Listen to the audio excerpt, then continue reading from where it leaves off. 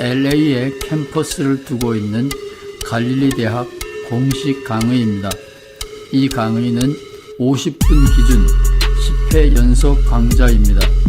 누구나 청강할 수 있으나 학점 취득을 희망하는 이들은 해당 교무처와 상의하시기 바랍니다.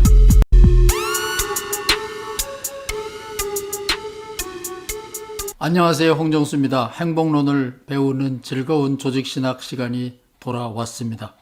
사람들이 인간성이 상실되지 않고 서로 협력하면 최저 생활만 보장이 되면 이렇게 행복하게 뛰어놀 수 있다는 것을 사진으로 보여주는 겁니다. 내셔널 지오그래픽에서 행복 사진전에서 그랑프리 상을 받은 사진입니다. 재미있는 모습 아닌가요? 아프리카 토고의 모습입니다. 어린아이들이 행복하게 뛰어놀고 있습니다.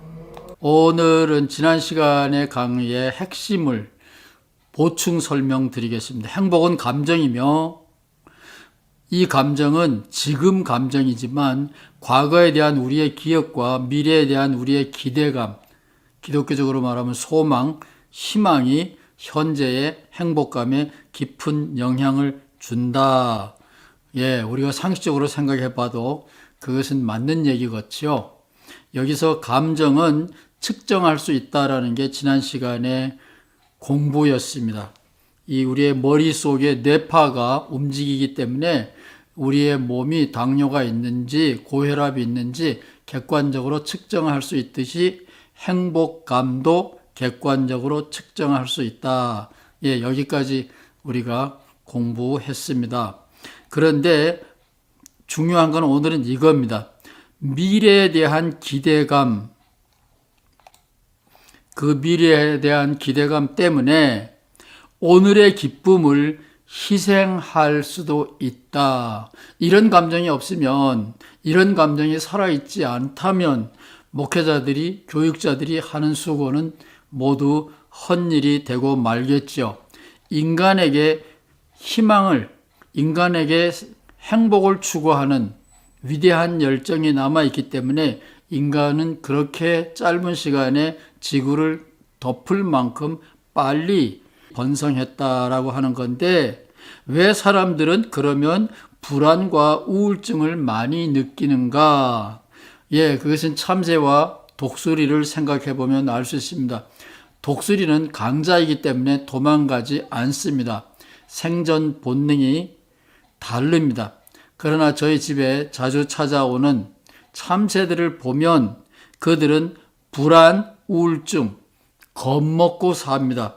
그런데 그들에게 이 불안, 우울, 조심스러운 태도가 없었다면 독수리에 비하면 이들은 약한 짐승입니다. 사람으로 말하면 조심스럽고 더 심하면 우울증에 가까운 불안을 느끼고 있습니다. 그러나 그런 것이 없다면 독수리처럼 강하지 못한 참새들은 멸종하고 말았을 겁니다. 그런 의미에서 이 조심스러운 태도, 자기 방어 보호 본능에서 나오는 불안과 우울도 생존 영향을 끼친다. 이런 재미있는 보고가 나와 있네요. 참조하시기 바랍니다. 이제 오늘의 기쁨을 때로는 희생할 수도 있다. 종교적인 희생, 국가와 민족을 위하여, 내일의 어린아이들을 위하여 오늘의 내 행복을, 내 생명을 희생할 수도 있다. 이거는 당연한 일이라고 생각이 되겠죠. 3월 4일 뉴스입니다. 미얀마는 다국적 기업은 아니지만 다부족 사회. 한국에서 전라도와 경상도 사이의 지방색도 심각한데 한국, 일본, 중국, 소련, 만주 족이 한 나라에 모여 산다고 가정해 봅시다. 미얀마라는 나라는 수없이 많은 여러 작은 부족의 연합체이기 때문에 군부 이외에는 강한 힘의 중심이 없답니다. 그런데 이 작은 부족들도 방위병 같은 작은 군대가 있답니다. 그러나 중앙 군대처럼 강력한 정부는 없습니다. 그런데 지금 군사 독재로 넘어간 거죠. 그래서 미얀마에 부족은 다르지만 미얀마에 수없이 많은 사람들이 민주주의를 회복하고자 데모를 하고 있는데 어제 38명이 사망했다. 이런 MBC 뉴스입니다. 이거 어제는 3월 4일 날짜 기준입니다. 행복을 추구하기 위하여 목숨을 거는 사람들이 명분이 있으면 자기를 희생할 수도 있다. 현장에서도 확인되고 리차드 레이어드의 행복 보고서에서도 확인되는 겁니다. 목사님들, 세상이 변해도 인간의 본성은 그렇게 쉽게 변하지 않으며 아무리 약삭빠르게 행복을 추구하는 영리한 사람이라도 명분이 있으면 자기를 희생할 수도 있다. 예, 목회는 그런 것에 가능성, 희망을 두고 하는 것 아닌가 싶습니다. 아직 목회는 할만합니다. 이야기의 의미의 프레임, 왁구를 짜는 거죠. 프레임을 설정해 주는 것이 스토리텔링의 의미입니다. 저자 리차드 레이어가 오스트리아 정신과 의사, 유대인입니다. 정신과 의사, 1997년에 세상을 떠났고 이 빅터 프랭클도 아우슈비츠 수용소의 경험이 있습니다. 그가 사람은 의미를 추구한다라는 대표적인 책을 썼는데 이런 말을 남겼다. 그래서 리차드 레이어가 인용한 말을 우리가 주목해 봤습니다. 다시 한번 상기시킵니다. 그 무엇이든 인간이 가진 것은 빼앗길 수 있다. 그러나 빼앗길 수 없는 게 있다. 우리에게 빼앗길 수 없는 자유가 있다. 그 자유로 우리는 어떤 상황에서도, 히틀러 치하에서도 코로나 상황에서도 우리 나름의 고유한 삶의 길을 선택할 수 있다. 어떤 상황에서든지 인간의 길을 포기하면 안 된다라는 아우슈비츠 수용소에서 살아남은 빅터 프랭클의 말을 인용했죠. 오늘은 기도문 대신에 기도문이 눈에 번쩍 들어오는 게 없어서 기도문 대신에 이 정신과 의사 빅터 프랭클이 삶의 의미를 찾는 사람들에게 주는 충고를 여러분과 함께 나누어 보려고 합니다. 예, 이게 좀 글씨가 작아서 힘들겠지만 함께 보겠습니다. 빅터 프랭클의 책을 읽다가 이분한테 내가 조언을 받아야 되겠다라고 생각하고 굉장히 힘든 상황에서 빅터 프랭클을 만나서 대화를 하고 충고를 받고 그 절망의 상황에서 일어난 어떤 분이 간증하는 게 인터넷 기사로 남아 있습니다. 그 간증자가 빅터 프랭클의 말을 여기에 요약했습니다. 빅터 프랭클은 우리 모두는 고난을 만납니다. 우리들의 고통이 남의 고통과 다를지도 모른다는 걸 먼저 깨달아야 합니다. 나는 독특한 고통을 당하고 있지만 너희는 잘 사니까 고난이 무엇인지 모를 거야. 혹은 편안한 가정에서 구김살 없이 인생을 잘 달려왔기 때문에 나는 고난이 뭔지 몰라. 그러면 목회자 자격이 없을 것 같아요. 어쨌든 우리들의 고통이 남의 고통과 다를지도 모른다는 걸 먼저 깨달아야 합니다. 목사님들 이게 굉장히 중요한 것 같아요. 저마다 다르지만 고통을 느끼고 있다. 그런 겁니다. 각자 자기의 아우슈비츠, 히틀러 치하의 죽음의 수용소입니다. 포로 수용소입니다. 아우슈비츠를 갖고 있답니다. 나의 고난을 남의 고난과 절대 비교하지 마십시오. 이게 굉장히 중요한 겁니다. 넌 뭐 그거 가지고 아프다 그래. 손톱 밑에 가시가 있는 거 가지고 또 뭐 아프다 그래? 나는 다리 하나를 잘라냈는데 내가 아프지. 그런 자세로는 목회를 못하는 거죠. 프랭클은 자신의 죽음 수용소 고난을 그가 만나는 모든 사람들의 고난과 늘 동일 수준에 놓고 대화를 하고 접근을 했다. 이게 우리 목회자가 꼭 배워야 될 일입니다. 나만 아픔을 겪어봤어. 너희들이 뭘 알아? 잘 먹고 잘 살면서. 그거는 아닙니다. 그리고 그는 또 삶의 의미를 발견할 수 있는 세 가지 길. 예, 오늘 행복 교실에 이거를 선사하려고 합니다. 삶의 의미를 발견할 수 있는 세 가지 길을 제시했습니다. 1. 창의적인 일을 하라. 자기의 재능을 발휘할 수 있는 일을 하라. 글쓰기, 독서, 사진 찍기, 영화 만들기, 영상 찍기, 새로운 사업 등등. 두 번째, 새로운 경험을 해라. 새로운 경험을. 새로운 사람을 만나라.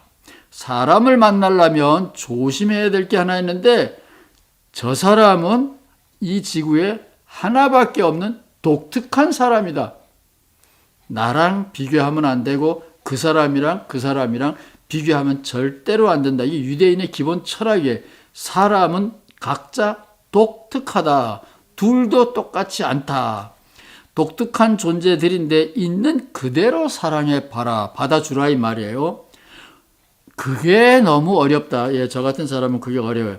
그러면 당신 자신을 변화시킬 어딘가 새로운 곳으로 가보라. 사람을 만나기 어려우면 장소를 만나봐라. 여행을 갈 수도 있고 이사를 갈 수도 있고 일정한 곳에 자꾸 찾아가서 방문을 할 수도 있겠죠. 세 번째, 그것도 저것도 못하겠으면 태도를 바꾸어라. 예, 라이널드 니버가 했다고 전해지는 기도문에 보면 마음의 평온을 비는 기도에서 바꿀 수 없는 상황에서는 그 상황을 받아들이다 그러잖아요. 그게 얼마나 어렵겠어요. 상황을 받아들인다는 게 바로 이겁니다. 빅터 프랭클은 태도를 바꾸어라. 피할 수 없는 고난, 치료할 수 없는 병에 걸렸거나 죽음의 수용소의 포로가 되었을 때 태도를 바꾸어 보라. 당신은 이제 이 상황을 바꿀 수가 없다. 인정하고, 그러나 이 고난에 다가서는 당신의 태도는 바꿀 수 있다. 예, 이 대목에서는 기독교인들이 내세를 믿는 것 좋은 것 같아요. 하나님께서 더 좋은 것으로 나를 준비하고 기다리신다. 뭐가 됐든지 좋아요. 그리고 그 고난에 새로운 의미를 부여하면 당신은 그 순간 승리자가 된다. 예, 빅터 프랭클이 우리에게 주는 조언의 말씀으로 4강을 시작하는 기도문을 대신했습니다. 리차드 레이어의 4장을 읽는 거지만 3장도 건너뛰기는 그렇고 핵심만 짚고 넘어가려 그래요. 핵심은 굉장히 단순합니다. 여기에 있는 제목이 바로 그거예요. 더 부자가 되어도 더 행복해지지 않는다. 왜 그런지 이유는 후반부 강의에서 나옵니다. 4장에 설명이 있습니다. 3장은 이 사람이 학자이기 때문에 다른 생각을 가진 학자들과 논쟁을 하고 있다고 봐야 돼요. 신선들이 바둑을 두는 겁니다. 이분은 현장에 내려와서 롱부츠 장화를 신고 현장을 연구하고 씨름판에 뛰어들었지만 이 사람은 본성이 학자이기 때문에 학자들과 대화를 하고 있는 거예요. 다시 말하면 소득 증대면 국민은 행복해진다. 그런 철학을 가진 사람들이 굉장히 많이 있습니다. 그거에 대해서 리차드 레이어드는 봐라! 아니다! 그런 거예요. 그러려면 증거 있어? 네가 실험해 봤어? 예, 이거는 우리하고 상관이 없지만 이게 학자들이 하는 게임이랍니다. 그래서 우리도 상식적으로 알고 있는 게 좋아요. 세 가지로 검증할 수 있다. 특정한 집단 사람들을 10년 연구해 본다. 10년 동안에 이 사람들이 소득이 2배로 늘어나면 행복도가 2배로 늘어나는가. 이제 여기에서 모든 이야기는 기초 생활이 된 다음의 이야기입니다. 오해 없기를 바랍니다. 특정 집단의 사람들을 10년 동안 계속 살펴본다. 소득이 늘어날 때마다 행복해 이런 감정이 늘어나는가. 아니다라는 거예요. 그 다음에 국가별로 조사해 본다. 이게 영국 다르고 미국 다르고 소련 다르고 일본 다르고 북한 다르고 남한, 한국 다른가? 국가별로 조사해 봤는데도 마찬가지다. 국가별로도 잠시 소련이 사회주의가 무너지고 자본주의가 슬쩍 들어갔을 때 혼란이 오기는 하지만 그런 정치적인 것이 안정되고 나면 어느 국가든지 소득은 증대하는데 전반적으로 행복도는 늘어나지 않는다. 그래서 특정 집단을 연구해 봤고 국가별로도 조사해 봤는데 똑같다. 그 다음에는 행복이라는 그 간지러운 단어를 홍정수 너는 왜 건드리느냐? 조직신학자가 제가 스스로 묻고 대답했지요. 아직도 행복이라는 단어는 간지러운 단어입니다. 그 단어가 주는 뉘앙스가 다르기 때문에 이 리차드 레이어는 참 독해요. 언어가 다른 사람들도 조사해 봤다. 해피니스, 행복, 만족도 뭐 이게 다 다르잖아요. 그래서 언어가 다른 사람들도 조사해 봤는데 차이가 없더라. 그래서 이 세 가지 증거 자료를 대면서 더 부자가 되어도 행복하지 못하더라. 이것이 3장의 핵심이에요.